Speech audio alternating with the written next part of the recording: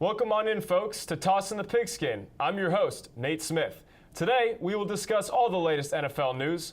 Week 1 has come and gone, and we will preview this weekend's marquee matchups. We have reactions from Texans-Bengals, and as always, some great fantasy advice. Let's go!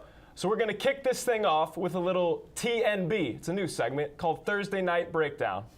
Thursday Night Football was once again a disgrace. After multiple duds last year, Thursday night's game was among the worst we have ever seen. The Texans beat the Bengals by a score of 13-9 in what some may describe as a punt fest. Houston squeaked out a win on the back of Deshaun Watson's first career NFL start. The Bengals have failed to score a touchdown and have scored 9 total points in their first 2 games. In this point in the season, quarterback Andy Dalton has 394 total passing yards, 4 picks, and 0 touchdowns. You heard that right, 0 touchdowns. You have to wonder, how much longer will this dysfunction continue in Cincinnati? And with that, I'm joined by Vinny Asito and Cristian Egurbide. Guys, how are we doing today? Doing well, Nate. Ready to get it going and talk about these Week 2 matchups. We got some good ones. Let's get into it. All righty. Kicking things off here, we're going to start with who impressed you most over the weekend. Vinny, we'll start with you. I'm going to take the Green Bay Packers. You know, they had a game against Seattle Week 1. A lot of people think it could have been an NFC Championship preview. And the most thing that was impressive to me was their defense. No, it wasn't Aaron Rodgers this time. They had a great defensive game, held the Seahawks to 9 total points, didn't let up 1 touchdown, and I think that was a very impressive win, come out of the gates and get a Week 1 win for them. Absolutely. Cray, who's your pick? I mean, I got to go back home to the LA Rams. They played a Colts team this week that obviously doesn't have Andrew Luck, but they didn't even miss a beat. They only let up 9 points. Their defense looked unbelievable. That Rams defense is tough. They took 2 interceptions back to the house, and Jared Goff actually looked really good. He threw 72% and passed for 306 yards against the Colts defense that, you know, is pretty average. But just the fact that they came out and didn't let up against a team that, you know, has some holes in it and played well, won 46-9. So I'm impressed with the Rams this week. Yeah, anytime you can blow a team out like that, no matter who it is, it's always good for the team morale. Huge. For me this week, I got to go with the Minnesota Vikings. They were on that Monday night doubleheader. They took down the Saints by a score of 29-19. They looked great, to be quite honest. I mean, they had a great roster last year, mostly the same players this year. Defensively especially, we knew they were nice. Offensively was the big question mark. Sam Bradford had an answer. 346 yards through the air, 3 touchdowns, no picks. That's elite. That's almost a perfect performance. I mean, if he can give them that on a weekly basis, the Vikings are a very scary team. You couple that with Dalvin Cook, Stephon Diggs, and Adam Thielen on the outside, I think the Vikings are a team to look out for in the NFC, absolutely. Coming right up after this, we will get into predictions for the weekend. Keep it live. Well, welcome back in, folks. Once again, I'm your host, Nate Smith, here at Tossin the Pigskin. As always, guys, we got to get into our predictions this weekend. Obviously, a ton of nice matchups coming up once again. We'll start with the morning slate. So the first game we got on the schedule, Philadelphia at Kansas City. Vinny, who do you like?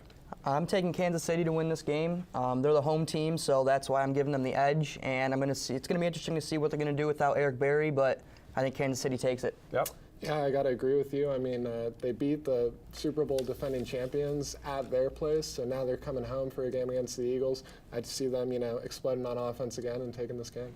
So we're going for a sweep here then. I got Kansas City as well. All right. Moving right along, we have Minnesota at Pittsburgh. Cray, who you like in this one? Well, Pittsburgh's at home, and I just think that offense has too much firepower. You know, you just talked about Sam Bradford. He did have a good game against the Saints, but I don't know if he's going to be able to put up those numbers against the Steelers, and I just think they won't be able to keep up with that offensive attack for the Steelers, so I see them taking this game. I'm taking the home team as well. I think the Pittsburgh Steelers win this game. Antonio Brown, Martavis Bryant, and now Jesse James in the picture at the tight end position. I think that's too much for Minnesota to handle. Yeah, James had a great game last week against the Browns. Looks like the home teams are sweeping out of the gates. I also have the Pittsburgh Steelers. I think it'll be a close one, though. Yeah. The Vikings are a solid team, as we've seen, so I think they will give them a run for their money, but I do like Pittsburgh as well in this one. Moving along here, the afternoon slate, we got Miami at the Los Angeles Chargers. It'll be the debut for Miami. They didn't play because of Hurricane Irma. So, Vinny, who you like in this one? I think this is a very interesting matchup, but I am taking the Dolphins. I think they're anxious to get out there and play some football, so I think they take the W. I'm actually going to be the dissenting opinion here. I'm going to take the LA Chargers against the Miami Dolphins. I just think the Dolphins have their first game, whereas the Chargers played the Broncos last week and actually looked pretty good against them, gave them a tough game. So I think maybe the Chargers can upset the Dolphins in their first game. You know, I got to go Fins in this one as well. I just think Jay Cutler, I'm intrigued. I don't even know if he's going to be good. I don't know if he's going to be terrible. I'm just curious. We'll see. So I got to go Jay Cutler and the Dolphins on this one. We'll see. We'll see. Alrighty, this might be the best game of the afternoon, definitely during the daytime. The primetime game is pretty good, but Dallas at Denver. Cristian, who do you like in this one and why? I like Dallas. I mean, I think it's just going to be the run attack of Dallas against Denver's front seven. Yeah. And I like Dallas's, offensive line in that matchup, and I think Zeke's going to find some holes and run really well. Yeah. This game is very intriguing, but I'm going to have to go with Denver solely because of their defense. I think Von Miller has a huge game, and they come away with the W. Yeah, one thing I'm looking at here is just the Denver home field advantage. You really saw it last Monday on that Monday night game they had. That stadium was rocking over there in Mile High. It's loud. I do think the Cowboys are going to win this game, though. I'm going to pick the Cowboys.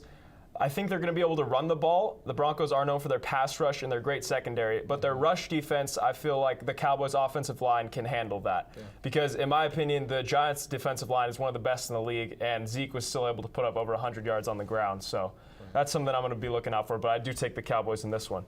Moving to primetime, we got Green Bay at Atlanta. Vinny, who we like here? I'm taking Atlanta, bounce back win.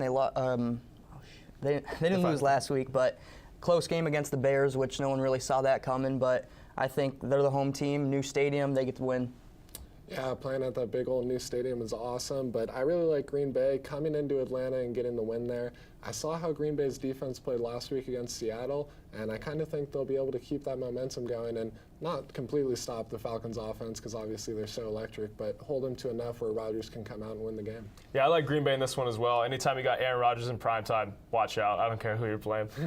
All right, Monday night, we got Lions at Giants. Cray, who you like in this one? I'm actually going to take the Lions. I really liked how Stafford looked last week, and I just think the Giants, whether OBJ is going to play or not is still kind of up in the air. So even with him, I feel like they won't be able to keep up with the Lions' offense, and I just don't think they have it on defense to really shut down Stafford completely. I'm going to have to disagree. I think the Giants come out and get this win, bounce back win, especially if Odell's playing. Clearly, they're a completely different team. So I think the Giants at home get the win. I do agree that if Odell plays in this game, it's looking like he's going to. We'll see if he's 100%, but he makes a huge difference. That being said, I got to go Detroit. Stafford's got a hot hand. That defense looked improved last week, so I think Detroit can give them a run for their money. Definitely. Okay, so out of all those games, we just talked about a large slate of games, a lot of good ones on there. We'll start with you, Vinny. Which game out of those has caught your attention the most? I'm going to have to go back to Atlanta, Green Bay, Atlanta. I think that could possibly be an NFC Championship preview once again with Green Bay. Last week they played Seattle. Another test this week, so I think that game is going to give run for the money both teams. And like I said, I think Atlanta comes out with the win, but I think that game's going to be a good one.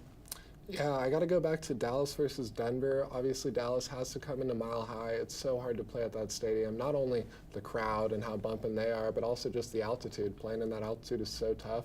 But I really just think it's a game where we're going to see if the Broncos are for real because, you can beat the Chargers and that counts for a win, but going up against the Cowboys is completely different. So, if they can come out and get a win against the Cowboys, maybe they are for real.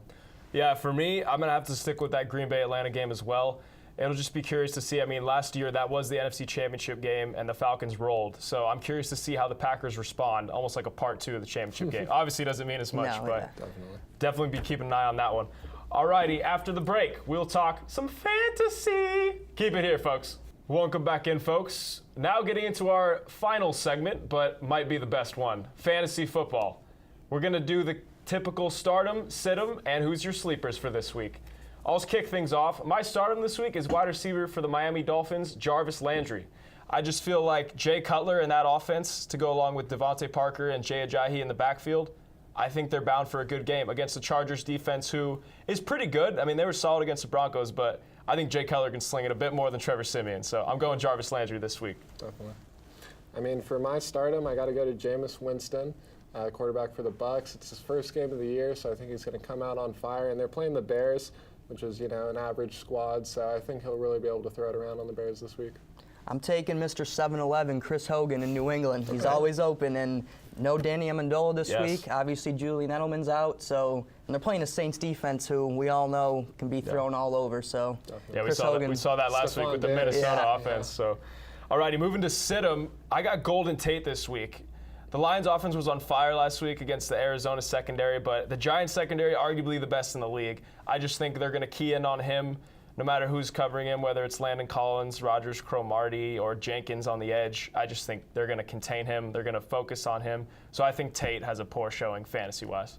Vin, what about you? I'm going to take LeGarrette Blount, Philadelphia Eagles running back. You know, they're going into Kansas City, tough environment. I don't see him getting many goal line carries, and Blunt's not the guy that's going to go off for a huge game. So I don't think he's a good starter this week, so I'm sitting LeGarrette Blount.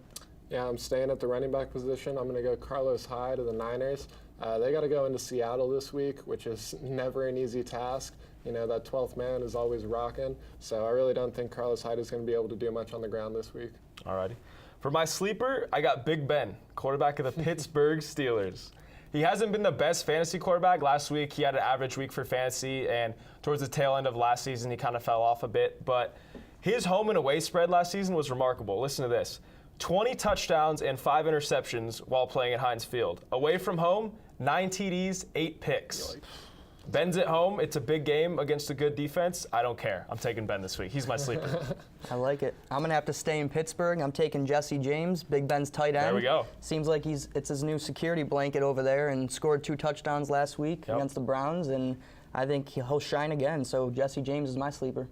My sleeper is, you know, kind of a big name, but Ezekiel Elliott. I think a lot of people in the fantasy world are going to look at this Denver matchup and say, you might want to sit Zeke for this one. But I really think the Cowboys are going to come out on fire and be able to run the ball, just pound it with Zeke. So I think he's going to go off this week and have a really big game. Yeah, those are all great predictions, guys. I think most of them will come true, but we'll have to wait and see. We'll see.